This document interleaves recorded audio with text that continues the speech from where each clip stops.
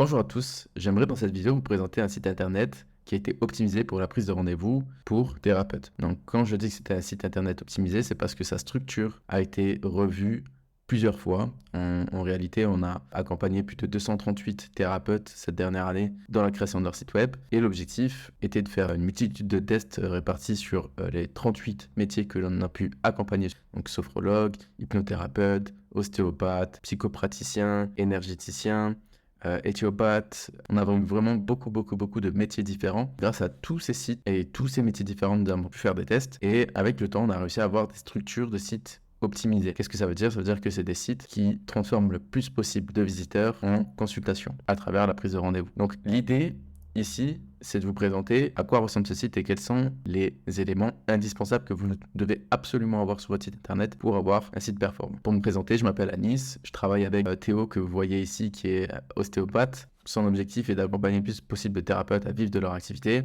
Et moi, mon objectif, c'était d'aider Théo à avoir le meilleur site possible pour des thérapeutes. Et aujourd'hui, je vais vous montrer donc la meilleure solution de site internet quand on se lance dans son développement. Donc, on va rentrer dans le vif du sujet directement. La première chose que l'on voit, c'est qu'on n'a pas de logo sur notre site. On a un nom et un prénom, tout simplement parce qu'on n'est pas Nike, on n'est pas Google, on n'est pas Adidas. Nous, ce qu'on veut en tant que thérapeute, c'est qu'on se rappelle de nous. Donc, quand je dis nous, c'est notre nom et prénom. Tout simplement parce que quand on va nous recommander un ami, soit on va dire, ah, je connais un super ostéopathe qui s'appelle Théo, et donc ça va être plus facile de retrouver sur Internet que si on dit, ah, je connais un super ostéopathe, son logo, il est comme ça. Ça marche pas comme ça, on a besoin d'avoir le nom et le prénom. Donc, pas de logo et nom et prénom en haut à gauche. Ensuite, on a une barre ici avec plusieurs onglets. Ces onglets n'ouvrent pas de nouvelles pages, à l'exception de blog et spécialités. Ces onglets-là, ce sont des encres. C'est-à-dire que si on clique sur l'un d'eux, ça nous ramène directement à la section que l'on recherche. Donc, pourquoi est-ce qu'on fait ça? Tout simplement que l'habitude de consommation a changé. Il y a beaucoup de personnes qui cherchent de l'information spécifique et qui en ont besoin rapidement. Donc l'objectif, c'est de la donner le plus vite possible parce que sinon les personnes, elles partent du site internet. Donc on l'a pour avis, déroulement d'une séance, questions, contacts. Et l'objectif, c'est réellement à l'image de notre nouvelle consommation d'informations sur TikTok et Instagram, avoir un site qui est scrollable. Donc ça nous défile sur des sections spécifiques du site qui pourraient être beaucoup plus basses et qu'on ne verrait pas de premier coup d'œil. Ensuite, on voit qu'on a un bouton prendre rendez-vous ici et deux autres boutons de prise de rendez-vous qui sont toujours les mêmes. Je vois beaucoup de thérapeutes avec des boutons sur leur site en savoir plus d'informations, me contacter, etc. Non, on va simple prendre rendez-vous et numéro de téléphone, c'est ce qui marche le mieux. Le bouton de prendre rendez-vous renvoie sur votre calendrier, un agenda en ligne. Pareil, il y a beaucoup de thérapeutes qui ont juste un numéro de téléphone. On évite, on essaye d'avoir des disponibilités à afficher, c'est le mieux. Vous pouvez passer par Doctolib, Resalib, Calendly, cal.com, peu importe en fait, Perfective, peu importe l'outil de réservation en ligne que vous voulez utiliser. Nous, sur nos sites, on a parfois quelques exceptions. On a deux boutons ici. C'est des boutons qui présentent les différents cabinets disponibles. Donc parfois des thérapeutes en 1, 2, voire 3 cabinets. L'objectif, c'est de pouvoir montrer rapidement à quoi ressemble le cabinet et où il se situe. Nous avons ensuite une section ici qui a deux enjeux. Un, présenter rapidement le thérapeute et permettre à la personne de se projeter dans le cabinet avec lui. Donc il est en train de pratiquer. Et la deuxième chose, c'est les éléments de réassurance. Un élément de réassurance, des éléments qu'on va mettre à travers le site qui vont venir donner du crédit au thérapeute. Là, en l'occurrence, le plus important, ça va être la note et le nombre d'avis Google qu'on a et le nombre de patients aidés. C'est super important. Si vous ne pouvez pas dire patient, vous pouvez dire client ou les mots-clés que vous avez l'habitude d'utiliser pour votre métier. On continue. D'autres éléments de réassurance avec les années d'expérience, le fait que les séances soient personnalisées ou alors si vous avez une niche en particulier. Ici, soulagement rapide dès la première séance et cabinet facile d'accès avec un parking à proximité, horaire flexible, etc. Donc tout ça, c'est des informations que vous pouvez mettre de manière spécifique à vous et votre cabinet, votre métier. Et c'est des éléments qui sont là pour réassurer les utilisateurs. On passe sur une section très importante, les motifs de consultation. Donc pourquoi on met, donc je vais vous la montrer au global, pourquoi on met 6 motifs de consultation et pourquoi c'est pas des motifs de consultation, comme on dit, nichés, c'est-à-dire spécifiques à une catégorie de personnes ou un motif de consultation spécifique.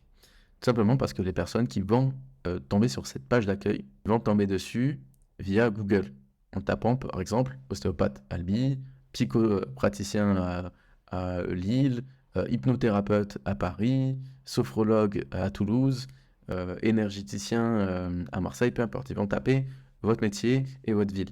Mais derrière cette recherche, il se cache une personne dont on n'a pas l'identité.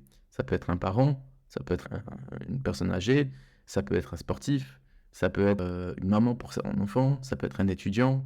En fait, on ne peut pas savoir qui fait la recherche et surtout quelle est sa douleur, quelle est sa problématique, si vous ne pouvez pas dire douleur, quelle est sa problématique qu'elle essaye de résoudre. C'est pour ça qu'on essaye de mettre 6 motifs de consultation qu'on a l'habitude d'avoir au cabinet.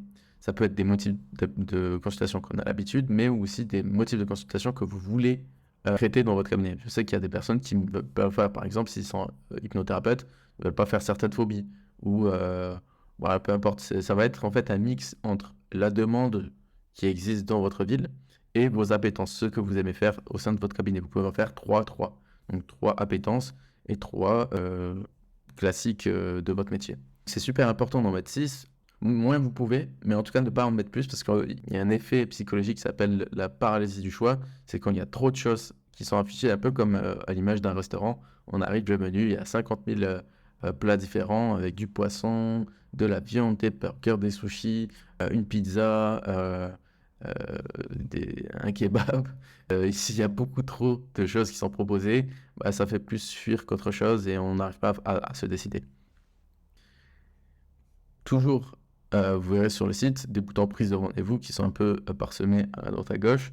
On essaie de mettre toujours prendre rendez-vous plutôt que le numéro de téléphone, c'est ce qui fonctionne le mieux, à part en haut et en bas de page, on le verra tout à l'heure. Cette deuxième section, elle est super intéressante, déjà parce qu'on est une génération où on est plus sensible à ce que l'on voit plutôt que ce que l'on lit. Ça nous permet de remettre une photo du cabinet, une photo du thérapeute, et ça permet du coup la projection avec vous dans une séance. Donc ça, c'est super intéressant. Cette section, elle est utilisée de manière assez flexible, soit dans la présentation de votre thérapie si elle est complexe à comprendre. Si vous êtes hypnothérapeute, énergéticien, sophrologue, qu'on ne connaît pas trop vos métiers, vous pouvez en parler un tout petit peu ici, pas la peine d'être hyper détaillé. Ou vous pouvez parler des bénéfices tout simplement, donc c'est un peu ce qu'on a fait, parce que le métier d'ostéo, c'est assez simple à comprendre. La section du thérapeute, très importante sur ces 3 informations, la durée de la séance, tarif et remboursement. Certains métiers ne peuvent pas rembourser, c'est ok, on peut le masquer. Certains ont une seule modalité de paiement, c'est dommage, il faudrait rajouter plus de moyens de paiement, ça peut vous permettre d'avoir plus de rendez-vous. Donc chèque, espèce, carte bancaire, ça serait les 3 classiques. Et la durée de séance, essayez de trouver un bon rapport entre durée de séance et tarif. Il faut quand même vivre de votre métier. Je vois trop de personnes qui font des séances d'1h30 pour 50 €. C'est pas viable. Donc, essayez au minimum d'être sur du 60 € 60 minutes ou 60 € 45 minutes. Il y a des gens à Paris qui sont en 70, 80, 90, 100 € par séance. Essayez d'augmenter vos prix et parfois diminuer un peu le temps de travail. Sur la présentation, nom, prénom, simple, classique, et on évite de faire une biographie. C'est-à-dire qu'on va plutôt parler de soi, mais de manière orientée client. Je suis spécialisé pour tel profil. Ce genre de technique pour aider le client à ceci. Ensuite, quelques adjectifs qui vous représentent et surtout votre objectif. Qu'est-ce que vous voulez apporter? Moi, par exemple, Théo veut apporter du confort, de la mobilité et de l'autonomie grâce à son métier. Super important. Donc vous avez vu que mon bouton, c'est prendre rendez-vous avec Théo. On essaye aussi d'humaniser, pas toujours mettre prendre rendez-vous. Les avis clients, super important. En réalité, les visiteurs d'un site internet lisent en moyenne 6 avis clients. Et ils lisent du coup dans l'ordre. Ils vont prendre les premiers vers les derniers. C'est pourquoi il est super important d'avoir des avis clients récents dans le cabinet. La pire chose qui puisse arriver, c'est d'avoir un avis client qui date d'il y a plus de 8 mois, 1 an. En fait, les visiteurs vont se dire, est-ce que le cabinet est encore ouvert? Donc le mieux, c'est d'avoir un avis client il y a 2 jours, il y a une semaine. Même si vous en avez 50, 60 déjà sur Google, c'est pour ça qu'il faut continuer à aller en chercher. C'est pour avoir des avis récents. Au moins créer du mouvement dans votre cabinet.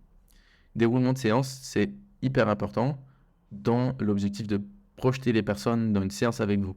C'est pas la peine d'aller dans les détails, mais c'est plutôt des actions simples. C'est comment vous allez les accueillir, quelle est la première étape avant de vraiment rentrer dans le dur de la séance, qu'est-ce qui va se passer pendant la séance et qu'est-ce qui va se passer après la séance. Et ça, c'est super important, surtout pour les métiers qui ne sont pas super reconnus, comme je les ai dit tout à l'heure, énergéticien, sophrologue, hypnothérapeute, etc., etc.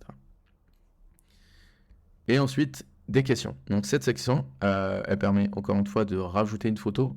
D'ailleurs, en parlant des photos, ça me permet aussi de faire un lien avec les couleurs qu'il y a sur le site. on base les couleurs d'un site sur les couleurs que vous avez sur vos photos de votre cabinet, de votre blouse, des éléments comme ça graphiques. Ça permet de créer une harmonie globale sur le site. Et on ne fait pas du coup un site basé sur les couleurs d'un logo. Parce qu'un logo, comme je vous ai dit au début, ça ne sert à rien pour thérapeute. Et du coup, ça crée surtout avec les couleurs du cabinet une harmonie globale. Et ça c'est vraiment pas mal pour la conversion.